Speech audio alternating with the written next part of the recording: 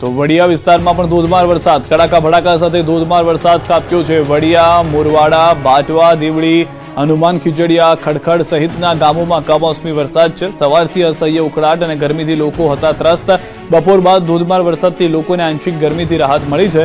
ખેડૂતોને કમોસમી વરસાદથી ચિંતામાં વધારો થઈ ગયો છે. ખેતરો પાણીથી તરબોળ થઈ ગયા છે. લોકો ચિંતામાં છે.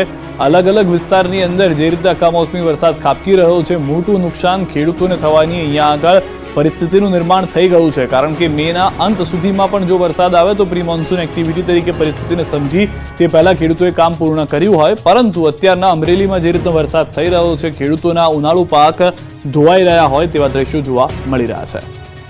ન ફક્ત અમરેલી, ગોંડલ શહેરના વાતાવરણમાં પણ પલટો આવ્યો છે. પવન અને ગાજવીજ સાથે ધોધમાર વરસાદ છે. સવારથી અસહ્ય ગરમી અને બફારા વચ્ચે બપોર બાદ વાતાવરણમાં પલટો આવ્યો છે. ધોધમાર વરસાદને પગલે શહેરના રાજમાર્ગો પર વરસાદી પાણી ફરી વળ્યા હતા. શહેરમાં કમોસમી વરસાદ શરૂ થતા વાતાવરણમાં ઠંડક પ્રસરી છે. કમોસમી વરસાદને કારણે ખેતરમાં ઉભા પાકને નુકસાન જવાની ભીતિ વચ્ચે માવઠાના મારથી ખેડૂતને વ્યાપક નુકસાની થવાની પરિસ્થિતિ જોવા મળી રહી છે.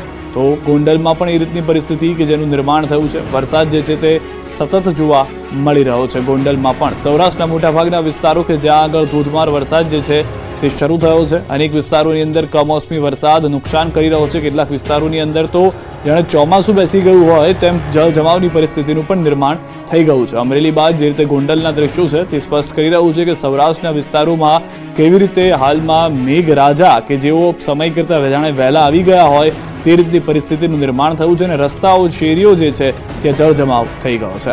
આ તરફ રાજકોટના જામકંડોરણા શહેર અને ગ્રામ્ય પંથકમાં પણ કમોસમી વરસાદ વરસ્યો છે. જામકંડોરણા, જસાપર, બોરિયા સહિત ગામોમાં માવઠાનો માર છે. ભારે પવન અને વીજળીના કડાકા ભડાકા સાથે કમોસમી વરસાદ ખાબક્યો છે. સવારથી અસહ્ય બફારા બાદ સાંજના સમયે ધોધમાર વરસાદ શરૂ થતાં લોકોને ગરમીમાંથી આંશિક રાહત મળી છે. કરા સાથે વરસાદ શરૂ થયો હોવાની પણ જાણકારી છે. કેટલાક વિસ્તારોમાં કરા સાથે વરસાદ થયો છે. કમોસમી માવઠું થતાં ખેડૂતોની ચિંતામાં વધારો થઈ ગયો છે. તો જામકંડોરણાની સહિત રાજકોટ ગ્રામ્યની અંદર આસપાસના વિસ્તારો જેમ કે ગોંડલ છે તેમાં પણ કેટલાક વિસ્તારોમાં કરા સાથે વરસાદ થયા હોવાની જાણકારી મળી રહી છે. આ તમામની વચ્ચે ભારે પવન પણ ફૂંકાઈ રહ્યો છે. ગુજરાત પર તોળાઈ રહ્યો છે ભારે વરસાદનું સંકટ. હવામાન વિભાગે 7 દિવસની આગાહી કરી છે. ભર ઉનાળામાં વરસાદી માહોલ સર્જાશે. રાજ્યમાં ફરી એકવાર વરસાદનું સંકટ ગુજરાત પર તોળાઈ રહ્યું છે. હવામાન વિભાગે આગામી 7 દિવસ વરસાદની આગાહી કરી છે. થંડરસ્ટ્રોમની આગાહીના પગલે 21 તારીખથી ગાજવીજ સાથે વરસાદ પડવાની શક્યતા છે.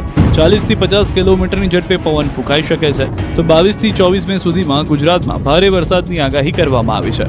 22 તારીખથી લો પ્રેશર ચક્રવાતમાં પલટાઈ શકે છે, જેના કારણે કેટલાક વિસ્તારમાં વરસાદી માહોલ જામશે.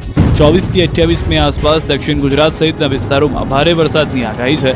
તો સૌરાષ્ટ્ર અને કચ્છમાં છૂટોછવાયો વરસાદ પડી શકે છે. જોકે હવામાન વિભાગે 2 સાયક્લોનિક સર્ક્યુલેશનના કારણે વરસાદી માહોલ મે મહિનામાં સર્જ્યો હોવાની વાત કરી છે. ये 21 तारीख से विथ लाइटनिंग के साथ 40 से 50 किलोमीटर गास्टिंग प्रति घंटा में वो स्पीड रहेगी गास्टिंग के साथ और लाइटनिंग भी रहेगी. और जो 22 तारीख है इसमें गुजरात रीजन में हेवी रेनफॉल का भी वार्निंग दिया गया है 22, 23, 24 मई को. આ વખતે ચોમાસું ગુજરાતમાં વહેલું આવે તો નવાય નહીં, હવામાન વિભાગે આગાહી કરી છે. ચોમાસાને લઈને હાલ મોટી માહિતી સામે આવી રહી છે. હવે ગમે ત્યારે કેરળ ચોમાસું પહોંચી શકે છે. હવામાન વિભાગના મતે ચોમાસું કેરળમાં 4-5 દિવસમાં પહોંચી શકે છે. કારણ કે ચોમાસામાં બેસવા માટે હાલ 4-5 દિવસ ખૂબ જ અનુકૂળ સ્થિતિ છે. તમિલનાડુમાં પણ પહોંચી શકે છે ચોમાસું. લક્ષદ્વીપમાં પણ ચોમાસા માટે અનુકૂળ સ્થિતિ માનવામાં આવે છે. હાલ ચોમાસું કેરળથી અંદાજે 100 કિલોમીટર જેટલું દૂર છે. હવામાન વિભાગ દ્વારા કરાયેલી આગાહી પ્રમાણે હવે 4-5 દિવસમાં ચોમાસું કેરળમાં પ્રવેશ કરી શકે છે. એટલે કે આગામી 24-25 સુધીમાં કેરળમાં ચોમાસું પહોંચી શકે છે. જો આવું થશે તો છેલ્લા 15 વર્ષમાં સૌથી વહેલું પહોંચેલું ચોમાસું ગણાશે. કારણ કે અગાઉ 2009માં 23 મે કેરળમાં ચોમાસું બેઠું હતું. જો 23 મે પહેલા આગમન થાય તો 21 વર્ષનો રેકોર્ડ તૂટશે. કારણ કે અગાઉ વર્ષ 2004માં 18 મે કેરળમાં ચોમાસું બેઠું હતું. સુરત જિલ્લાના છેવાડે આવેલા ઉમરપાડા તાલુકામાં વરસાદ, ધાણાવાડ, ચોખવાડ, દિવંતણ સહિતના ગામોમાં કમોસમી વરસાદ. પવન સાથે કમોસમી વરસાદ થતા વાતાવરણ ઠંડુગાર થઈ ગયું છે. સૌરાષ્ટ્ર બાદ હાલમાં ઉમરપાડામાં પણ સમાચાર મળી રહ્યા છે વરસાદના. ઉમરપાડા તાલુકામાં વરસાદ થયો છે. ધાણાવાડ, ચોખવાડ, દિવંતણ સહિતના વિસ્તારોમાં વરસાદ જોવા મળી રહ્યો છે. તો સુરત જિલ્લાના છેવાડાના વિસ્તારોમાં પણ હાલમાં વરસાદની પરિસ્થિતિ જોવા મળી રહી છે. વાવાઝોડા અંગે હવામાન નિષ્ણાંતોનો કેવો છે મત? શું કહે છે? કેટલું ઘાતક છે વાવાઝોડું? જુઓ. જોકે વરસાદ અને વાવાઝોડાને લઈને હવામાન નિષ્ણાંતોએ પોતપોતાના મત આપ્યા છે. જે મુજબ ફરી ગુજરાત પર મોટું સંકટ તોળાઈ રહ્યું છે.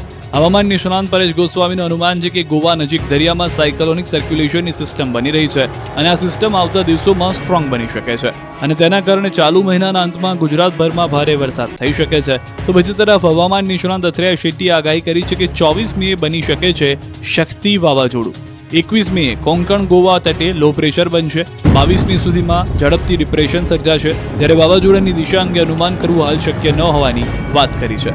મહત્વપૂર્ણ છે કે અથરૈયાએ માર્ચ મહિનામાં વાવાઝોડા અંગે આગાહી કરી હતી.